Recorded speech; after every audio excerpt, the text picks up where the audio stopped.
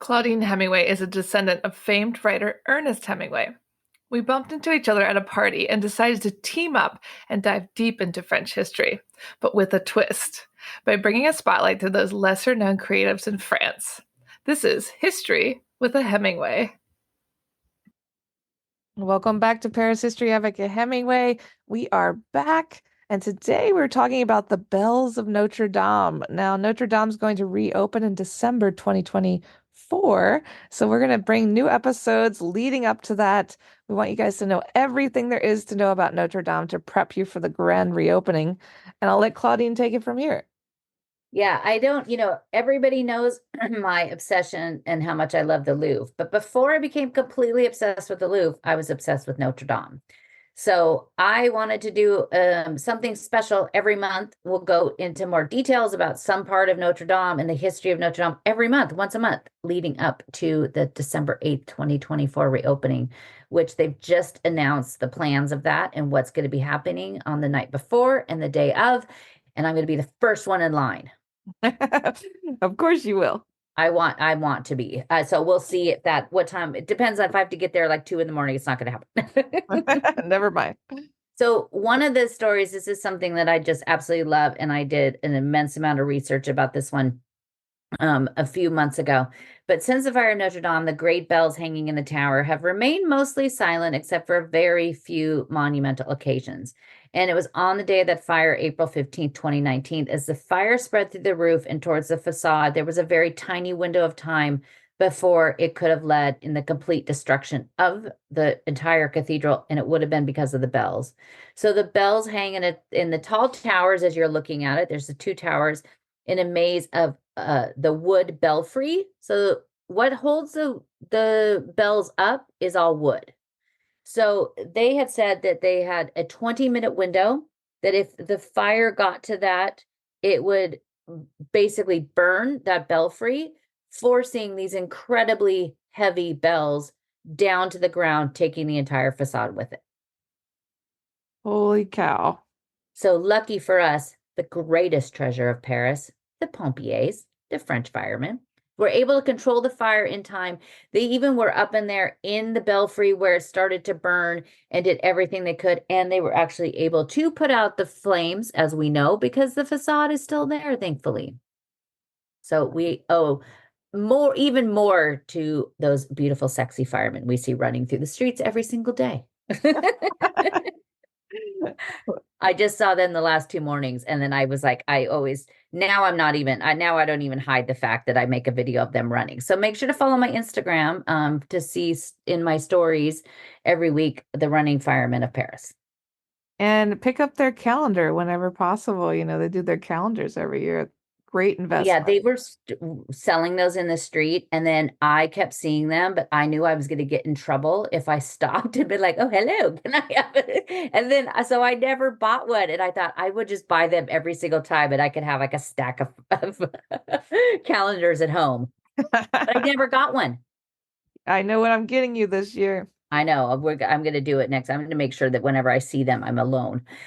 So the bells of Notre Dame were first installed in the 12th century and were hung by the Bishop de Sully, who's the one that created and built out of his own money, which we'll tell you about one of these episodes, during the construction in 1198. 1198 is also just 8 years after the construction of my beloved Louvre. So these sort of things were all starting at the same time. At the start of the 14th century, 8 bells hung in the North Tower, and in the 13th and 14th century, the bells were all located in the North Tower, while the South Tower was still too fragile to hold the 2 tons of metal. The original bells were named for saints. So there's Marie, Gilbert, Guillaume, Pasquier, Chambellan, Louis, Nicolas, and Luc.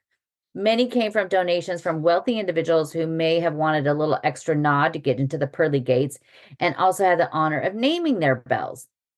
So Jacqueline was wife of Jean de Montreux, and Jacqueline dates to 1400 and rang for almost 300 years, when in 1681 it was melted down because it broke. It was recast to twice its size. It was then renamed Emanuelle, the largest bell of Notre Dame, that's still there over 600 years later. On April 29, 1682, Francois de Champvallon was baptized the bells in the presence of Louis XIV and his wife Marie Therese, who were also named the godparents of the bell. 2 years later, they had recast and retuned the largest bell and allowed for another name change. So it was changed to Emanuelle Louis Therese. It was rehung in 1686 following the death of its godmother, Marie Therese, and baptized before Louis XIV and Madame de Montespan, which, as we know, when we did the episode about her, what feels like it was almost 4 years ago, she was the great mistress that tried to poison him. It's this very same bell that we have there today. During the reconstruction of the cathedral in the mid-19th centuries, the bells were once again removed by the great Viollet-le-Duc to rebuild the belfry. Napoleon III commissioned 4 new bells at the birth of his son, using the metal of a Russian cannons he took in the Crimean War. Napoleon III also took a massive fog bell from Sebastopol that he hoisted into the South Tower alongside of Emanuelle in 1857. But 7 years later, it was taken down and returned to Sebastopol, and it's there now. And from May 1791 to August 1792, during the Revolution, all the bells except for Emanuelle were melted down and used for cannons and coins. On August 25th, 1944, during the liberation of Paris, Charles de Gaulle walked towards Notre Dame to celebrate the Te Deum Mass, and Emanuelle once again rang out. In 2013, the celebration of the 850th anniversary, all the bells except for Emanuelle were recast for the beloved cathedral with very specific instructions that the bells must be built using the original 12th century technique. Not as many founders remain that were up to the task. So some were made in the Netherlands. There was a foundry up there that poured the larger bells. And then the other one was at a foundry in Normandy, did the 8 bells that are in the North Tower. So just 11 years ago, just a few weeks ago, on January 31st, 2013, the bells drove into Paris and down the Champs-Élysées. It was this huge, a big event. They were presented in Notre Dame in front of the dignitaries of the church and the state, and they were baptized on February 2nd, 2013.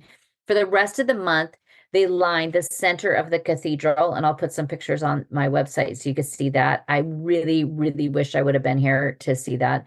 And then the bells were hung and rang out for the first time on March 23rd, 2013.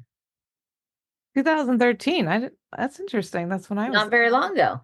So Yeah. following the fire, the bells remained silent in fear that the vibration could cause more damage. When it was safe enough to sound, the sound of Emanuelle could be heard over a kilometer away at the funeral, the day of the funeral of the former president Jacques Chirac. His funeral was on September 29th, 2019, sorry. His funeral was done at Saint-Sulpice because, as we know, Notre Dame is closed. I was here in Paris. Actually, when he died, I was here, and he lived a street over from the Airbnb I was staying at, and I was trying to get home that day. I had been at the Orsay trying to get back to the apartment, and I couldn't figure out why I couldn't get back there because everything was closed by police. And then when I finally did and looked on the news, I'm like, oh, the former president lived a street over. That's wild. So the sound of Emanuelle, that's the first time since the fire it rang out. And then this last year on Easter, for more than 5 minutes, and I went down there, and I will put the video because I went to it and sat in those bleachers in front of Notre Dame, recorded the entire thing. But both Emanuelle and Marie rang out for over 5 minutes on the morning of Easter Sunday. And I started crying. It was so amazing because they were finally back again. Yeah, and it's such a beautiful thing to actually witness in person. It is. It's pretty cool. So the 8 2012 bells, so 2000, and they were finished in 2013, were named to remember important people that touched the 850-year life of Notre Dame. They fill up the 8 bells in the North Tower, range in size from 1,700 to 4,200 pounds.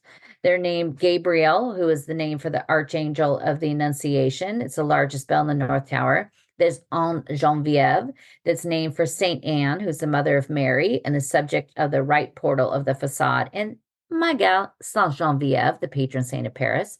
There's also Denis or Denis, the first bishop of Paris, also the patron saint of Paris. It's known for picking up his head after it was severed and walking through your streets of Montmartre. There's Marcel, who was the ninth bishop of Paris, and in the 5th century, he was a friend of Saint Geneviève. When her relics were paraded through Paris, the shrine of Marcel has to make the voyage up the hill to Saint Etienne du Mont to bring her back. There's also Etienne, of course. That was the name of the very first church that was on the Ile de la Cité, and so that name is given to a bell. There's Benedict Joseph, who's in remembrance of Benedict the 16th, the Pope at the time of the 150th anniversary in 2013. And then Maurice, who was a true father of Notre Dame, the Bishop Maurice de Sully, who personally paid for the building. And then Jean-Marie, the 139th Bishop of Paris, Jean-Marie Lustiger, served from 1981 to 2005. The South Tower holds the 2 largest bells, again, Emanuelle, and Marie was inaugurated in place in 2013. And then the 15th century bell of the Revolution, that is Emanuelle. And it is pretty amazing. I have not heard them. They have not rung since Easter of last year, 2023. So I'm sure they will ring again this year for Easter, and it'll be the last year that we could celebrate Easter without going back into the church, which is pretty cool because I never would have thought. 5 years felt so long, and everybody scoffed when the president said we'll reopen it in 5 years, but they're going to do it.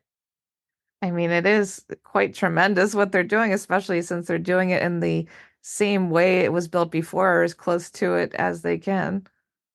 It is, and it's so cool. I mean, right now, it changes weekly. Like just the other day, they took down the scaffolding that's around the rooster that was placed back on the spire the week of Christmas.